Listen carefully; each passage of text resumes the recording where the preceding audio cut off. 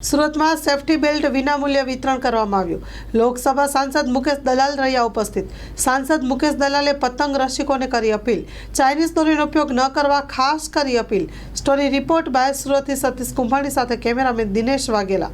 Surat district traffic education trust દ્વારા ઉત્તરાયણને નિમિત્તે વાહન ચાલકોને સલામતી રહે તે રીતે સેફટી બેલ્ટના એક વિનામૂલ્ય વિતરણનો કાર્યક્રમ અડાજણ પ્રાઇમ માર્કેટ ખાતે યોજવામાં આવ્યો હતો। આપણે સૌ જાણીએ છીએ તેમ મકર સંક્રાંતિનો તહેવાર સૌ સુરતીઓ ધામધૂમથી ઉજવતો હોય છે, પણ તે જ સમયે લોકોની જાનહાનિ અને લોકોની જાન પણ એટલો જ કિંમતી છે અને એને આપણે ખૂબ મહત્વ આપવું જોઈએ। દોરાથી લોકોના ગળા કપાઈ જાય છે અને મૃત્યુ સુધી એ ઘટનાઓ બનતી હોય છે, ત્યારે વાહન ચાલકોને વિનામૂલ્ય સેફટી બેલ્ટ આપવાનો એક આ કાર્યક્રમ માટે કરવામાં આવ્યો હતો।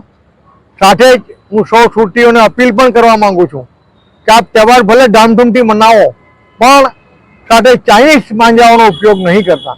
અને તમને પ્લીઝ ખૂબ વિનંતી છે, આ ચાઇનીઝ દોરા ખૂબ ખતરનાક હોય છે અને આપણે તહેવારની ઉજવણીમાંથી કોઈની જાન નહીં ચાલી જાય કિંમતી, એની આપણે કાળજી રાખીએ।